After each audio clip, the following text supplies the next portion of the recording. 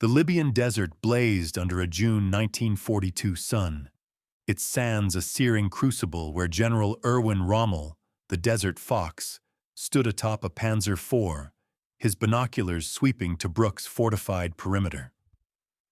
The British garrison, entrenched behind minefields, barbed wire and concrete bunkers, clung to the port, a vital hub for Allied supplies in North Africa. Rommel, commander of the Africa Corps, squinted through the dust, his weathered face taut with focus, his khaki uniform stained with ochre grit.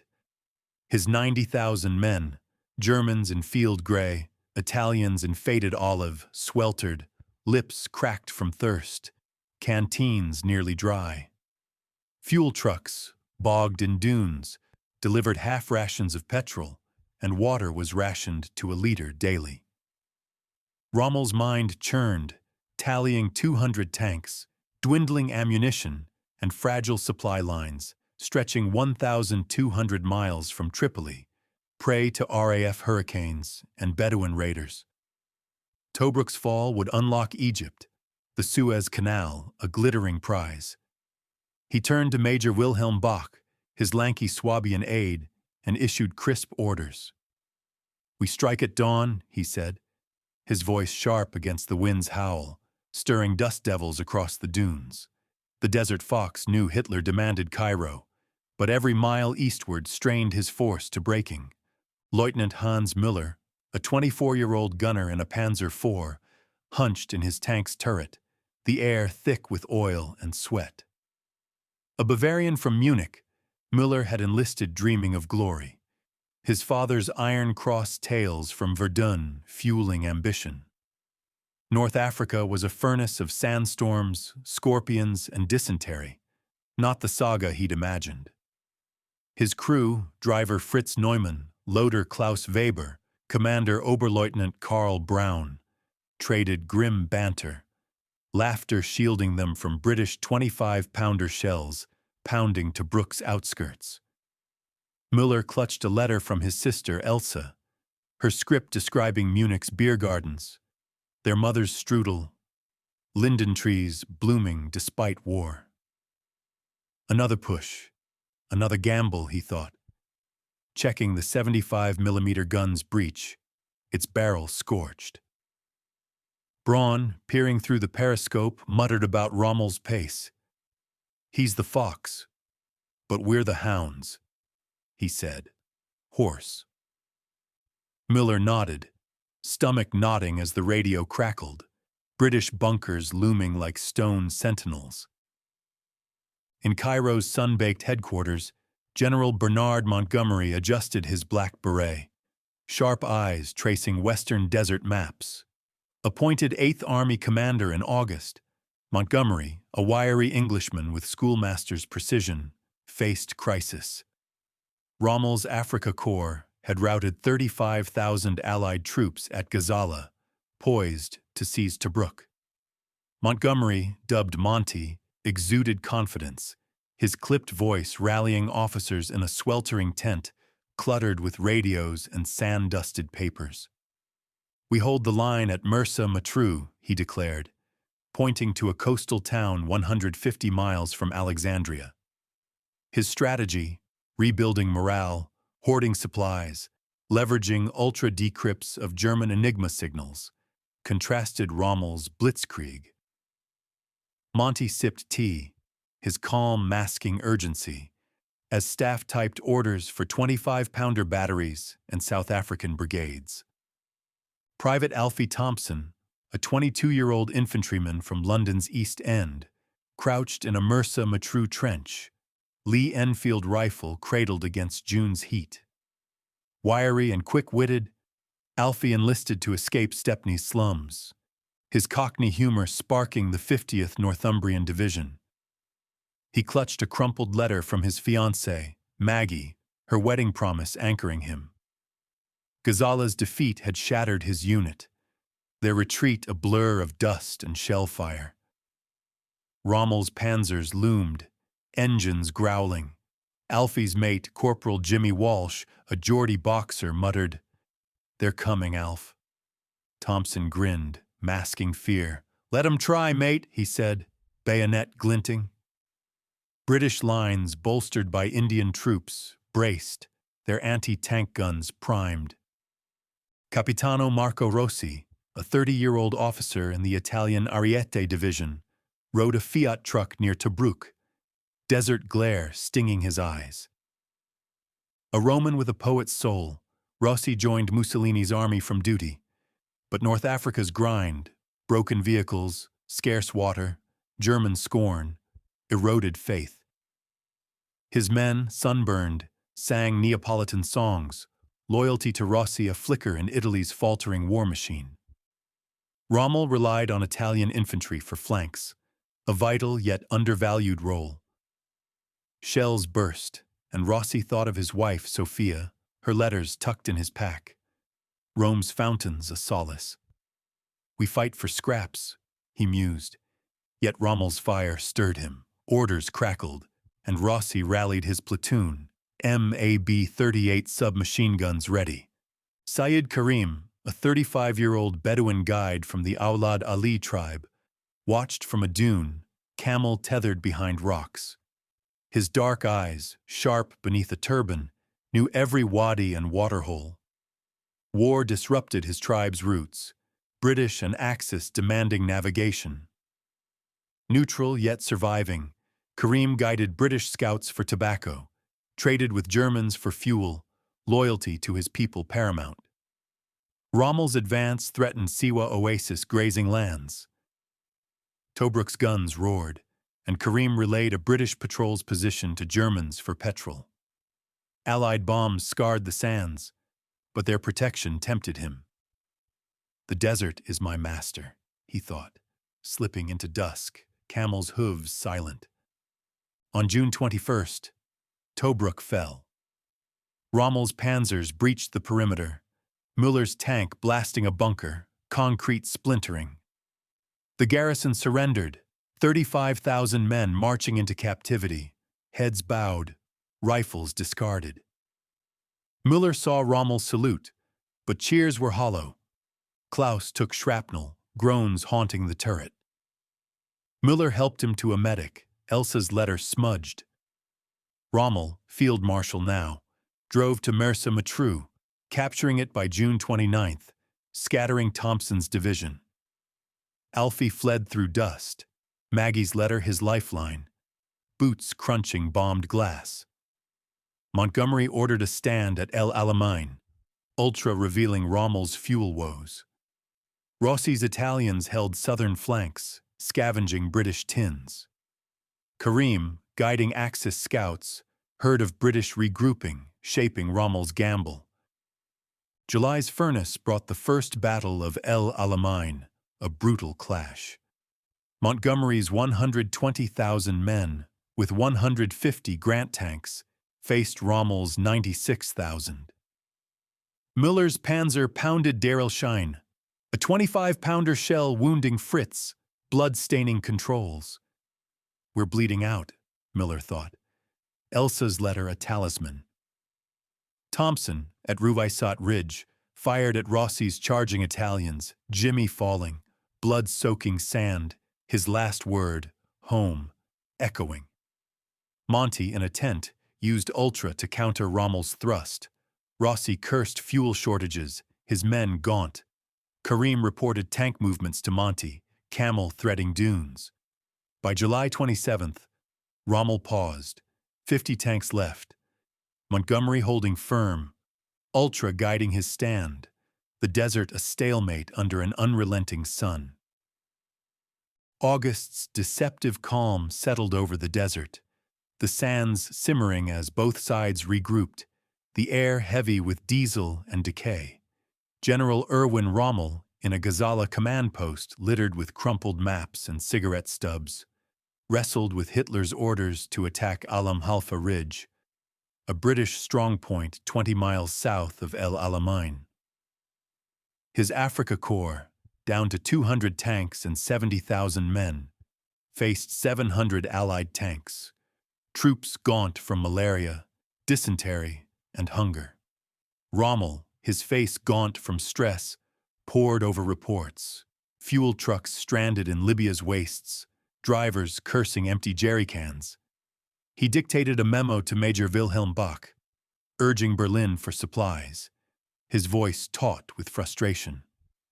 The Desert Fox knew Alam Halfa was a gamble, but Hitler's obsession with Egypt left no choice, the Suez Canal's promise fading like a mirage. Lieutenant Hans Müller, recovering from dysentery in a makeshift billet near Gazala, cleaned his Panzer's 75mm gun, the metal hot under his fingers.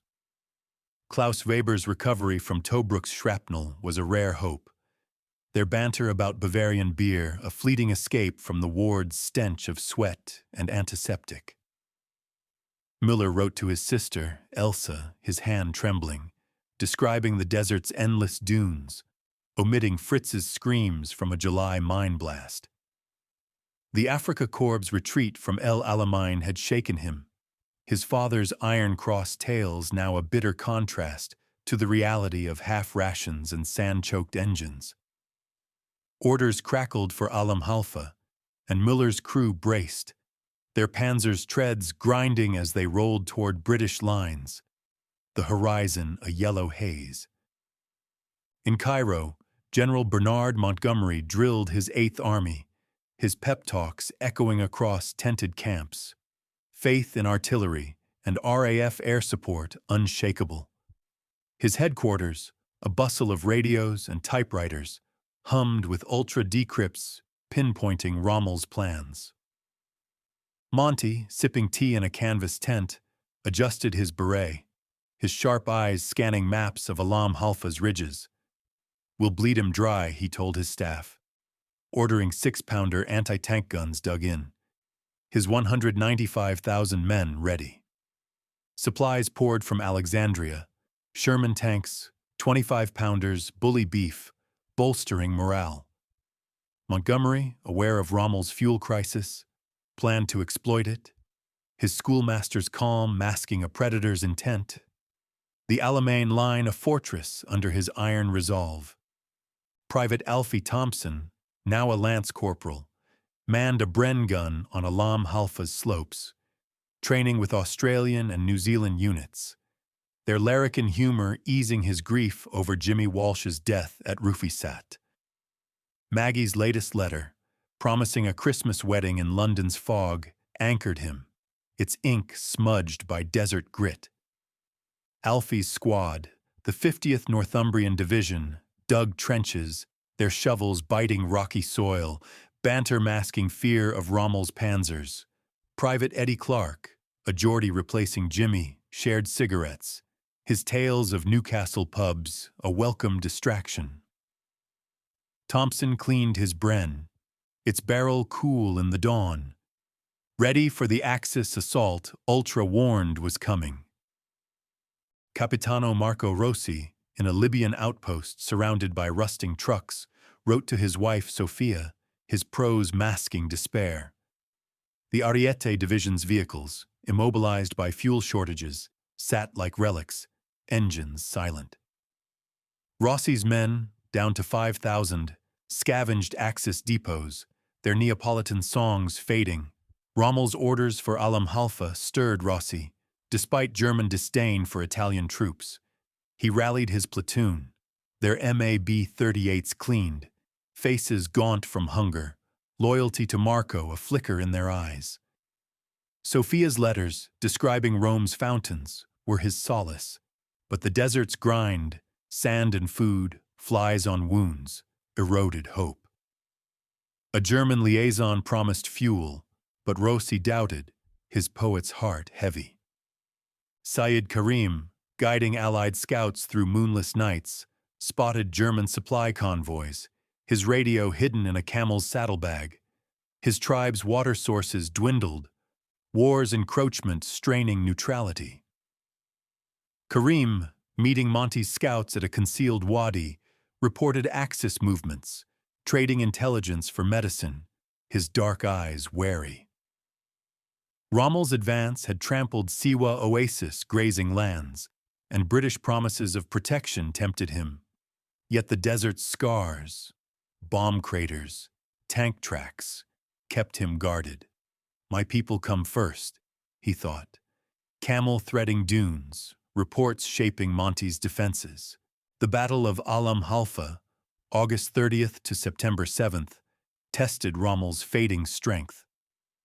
Müller's panzer charged through dust clouds, a yellow haze choking lungs. British six-pounders dug into ridges, pierced armor. Fritz's screams cut short as flames engulfed the turret. Müller, leg wounded, staggered to an outpost. Elsa's letter lost, hope dwindling. Thompson's Bren roared, mowing Italian infantry. Rossi's men shredded by shrapnel. Rommel, outmaneuvered by Ultra, withdrew, 1,400 trucks stranded. Rossi, shot in the shoulder, collapsed, thoughts of Sofia fading. Karim saw Axis trucks flee, heart heavy for the desert's wounds. September's lull masked Montgomery's preparations.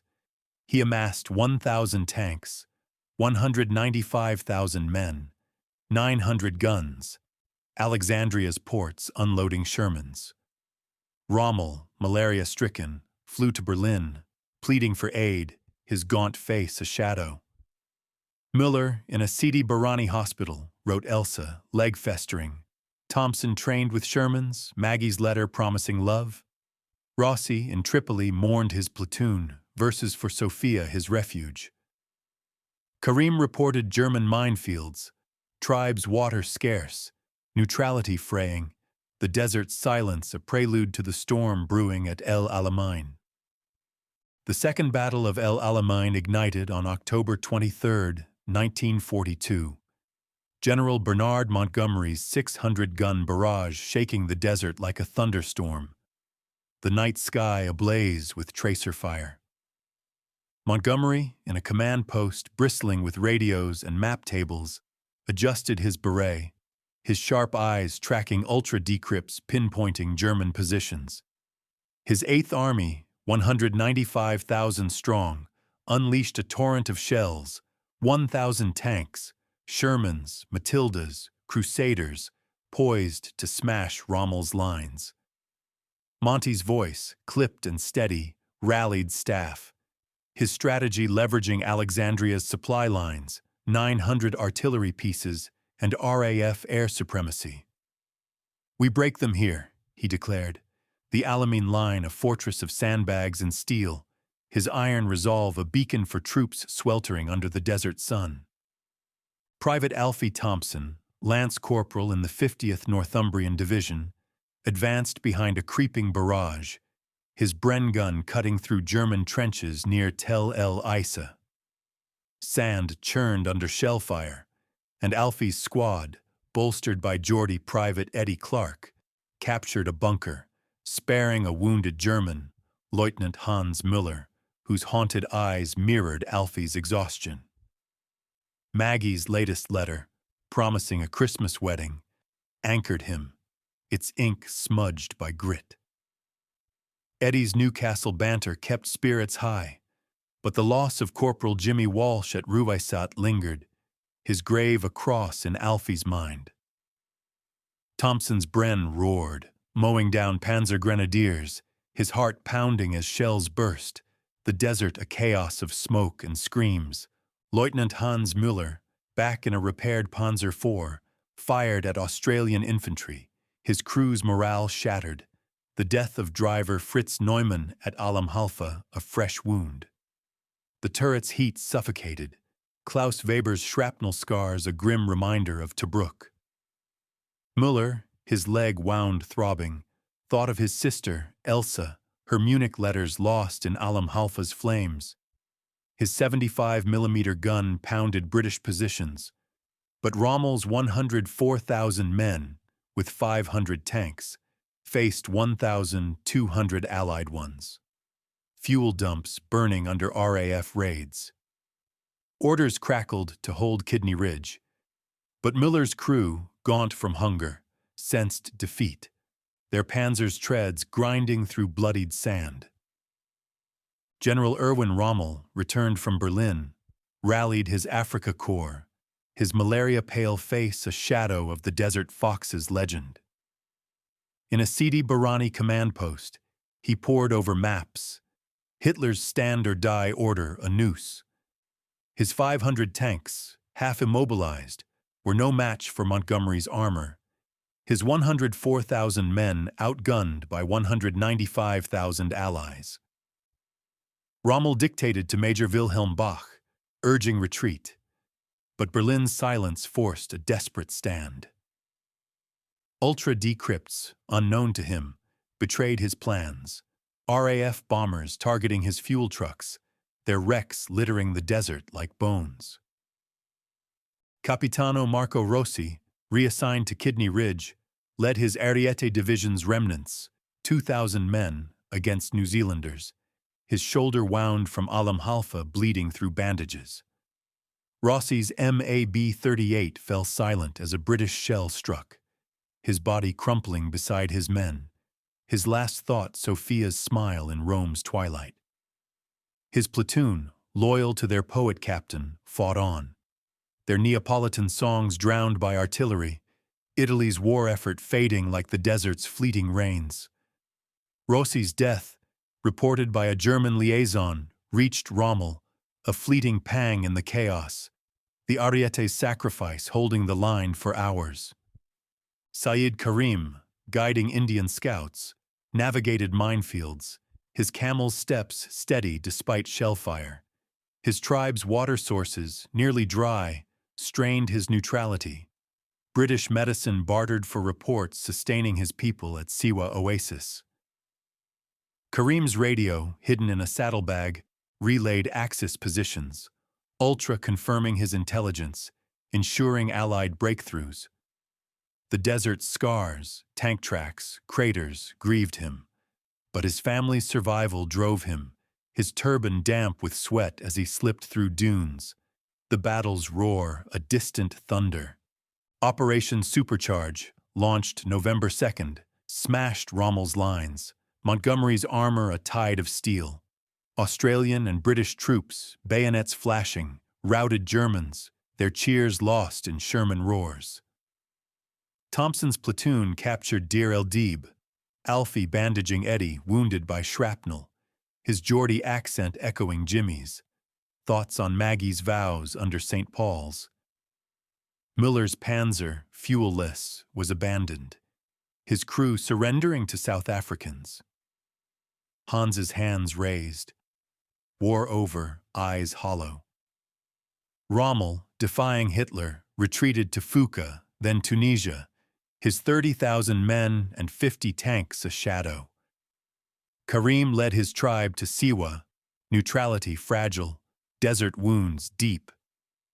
In El Alamein's aftermath, Thompson stood on a dune, Maggie's letter in hand, her words a promise beyond war's shadow.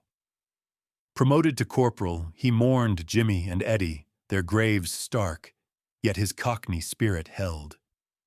Müller, a prisoner near Mersa Matruh, stared at stars through barbed wire, dreaming of Munich, Elsa's letters his link to home. Karim, grazing camels at Siwa, grieved the sand's scars, his role bittersweet, tribe's survival his fight. Montgomery and Cairo planned Tunisia, Beret tilted, resolve unbroken, 8th Army hailed as liberators. Rommel, retreating through Libya, saw his legend fade, outfoxed by Monty, Suez safe, allies ascendant in a desert forged by fire, will, and sacrifice, war's tide turning under North Africa's sun.